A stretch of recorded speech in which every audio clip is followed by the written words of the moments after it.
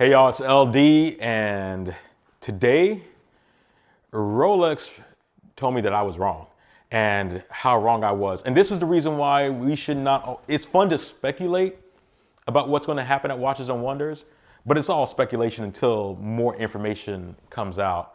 And I'm one of these people that I have no problems admitting when I'm wrong, because if you get new information, you should be able to make new decisions. So, I brought some notes. Today, Rolex just dropped its second video or second teaser video before Watches and Wonders in a couple of days. It's coming quick. And this one, I think it was like 17 seconds long, but it gave a lot of information in 17 seconds.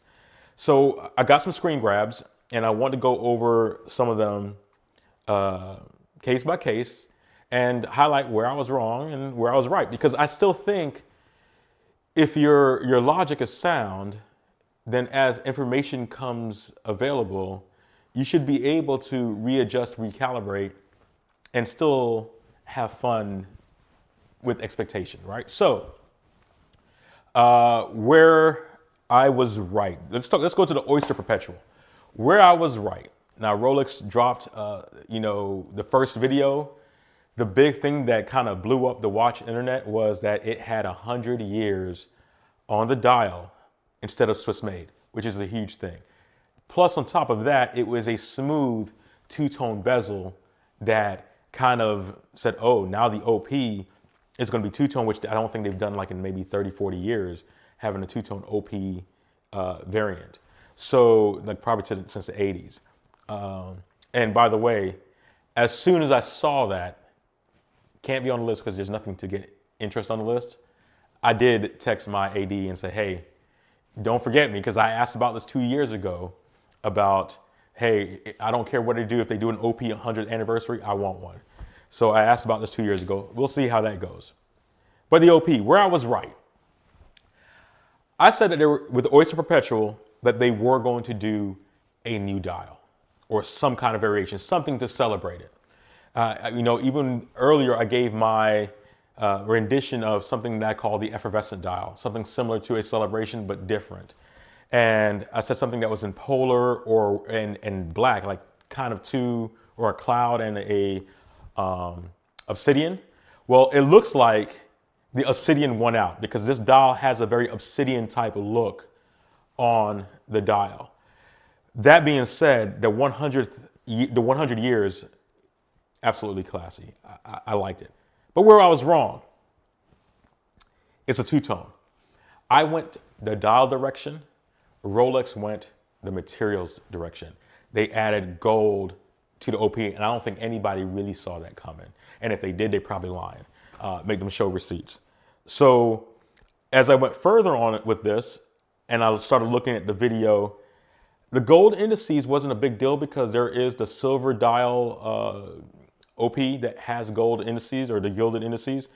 But the big thing that got me was the crown. And here we see the two-tone bezel and case and the crown in gold and the 100 years on the crown.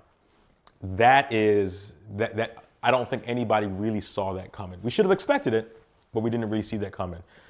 So what else have we not seen?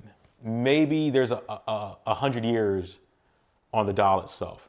They haven't shown the full dial, so maybe it says 100 years at the bottom where not superlative chronometer, but maybe it has something. Maybe the Oyster Perpetual itself is gold. Something special. Maybe it has my Jamaican dial on it. I don't know. So, but we do know there's green on the dial as well because the indices are green. There are markers at the end of the indices that are green. So we do know that. But speculation, maybe exhibition case back. I don't know if I said that or not, but that could be a case because you see how flat that looks underneath that crown. So going into speculation, the Explorer, and I'll group these together. The Explorer / Air King. Where I was right. I think I was right with Rolex having a desire to move up market, to move the professional line up market, and to move the Explorer somewhat up market. And I say specifically the professional line. And so the next part of the video showed an Oyster clasp with the double lock clasp, and not just to show you, or Oyster bracelet with double lock clasp.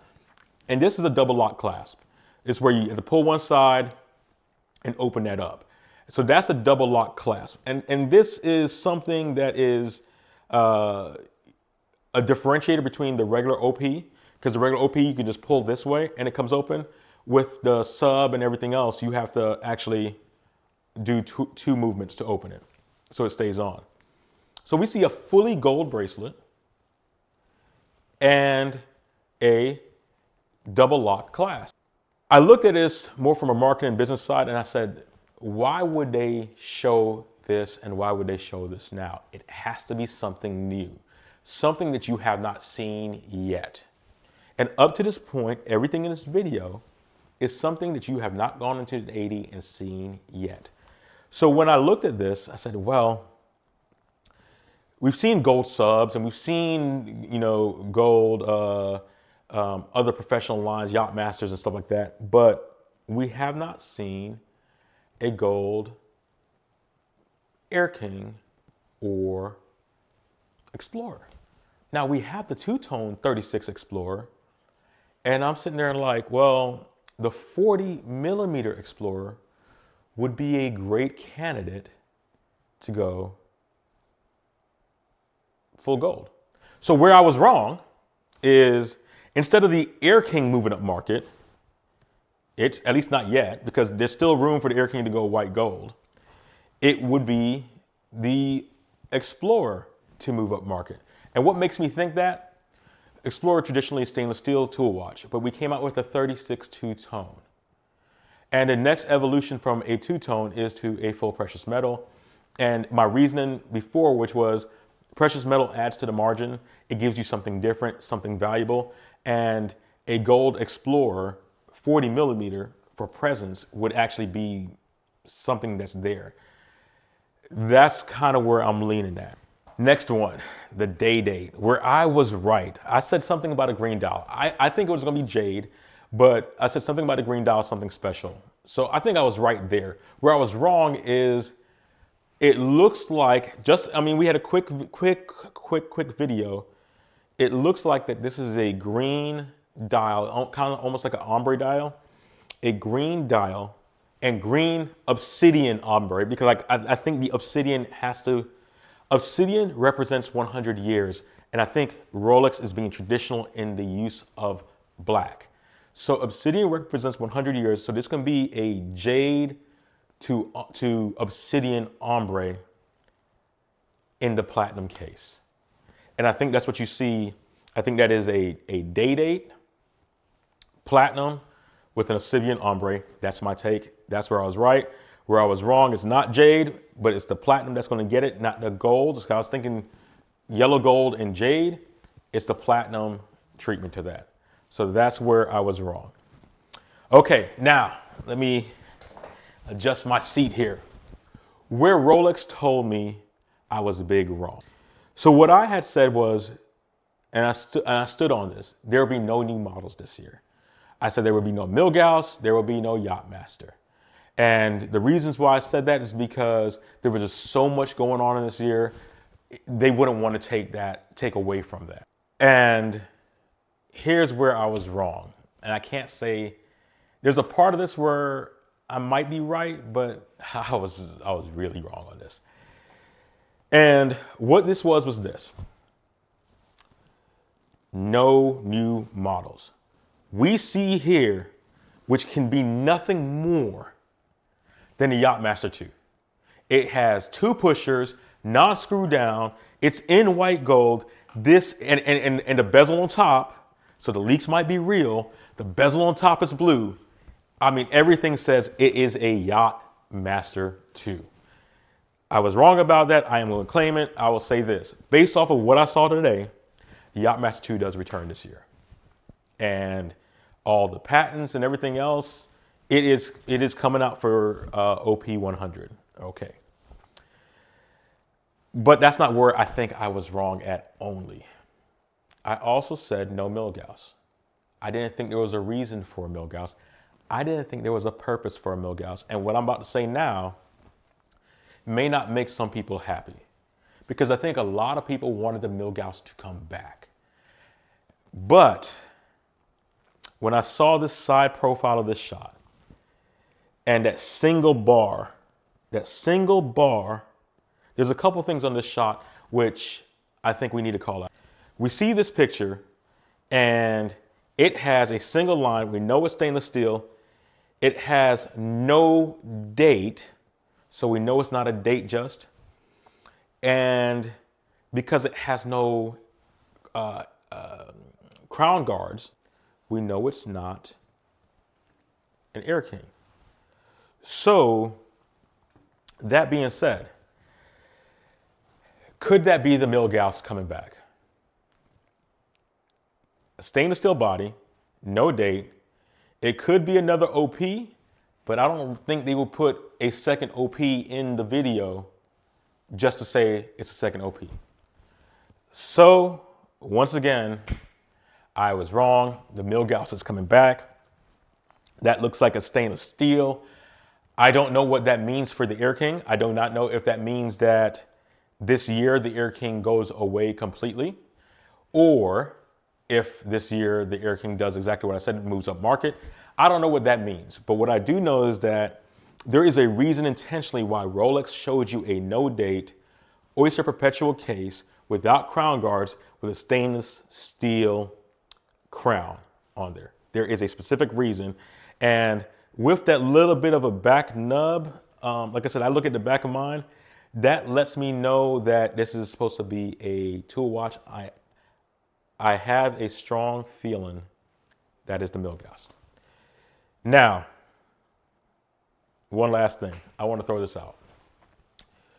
Where I was right and where I was wrong when it came to Rolex. Where I was right, Rolex really doesn't do too much big anniversary things.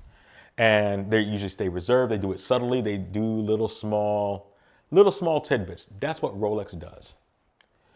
But where I was wrong is this year, Rolex is doing this thing big. They are taking the OP100. You see it when it comes in at the beginning of it. It said that, hey, there's two things I want to point out, what I saw at the beginning. At the beginning, they show a reflection of the first OP and what seems to be the next OP. That's what they show at the beginning. And it goes into it. And it says celebrating, right? Then the next frame says a new century. So two things they are saying. One, we are taking the past and we're taking the future. So this whole, and when they went through their whole little scenes of different iconic Rolexes, everything from the Tiffany OP to the Celebration to the Tiger. I mean, they did all these different things, a lot of day dates. When they did all that, it showed that, hey, they are moving towards the future. So where I was wrong at is that Rolex is not taking 100 years lightly. They are celebrating it. They are doing it big, which makes me regret not going to Watches and Wonders this year, because my watch Yoda, my watch mentor, some of you guys may know him on Reddit, Turbion001, shout out. He has really helped me elevate how I view watches beyond prices and specs and hype, right? He has really helped me with that. And one of the things, and he said like, hey man, you should come. You can come hang out with me or whatever. And I'm like, I got work, I got this, I got that. Well, I regret not going, because Watches and Wonders this year seems to be the party to go to.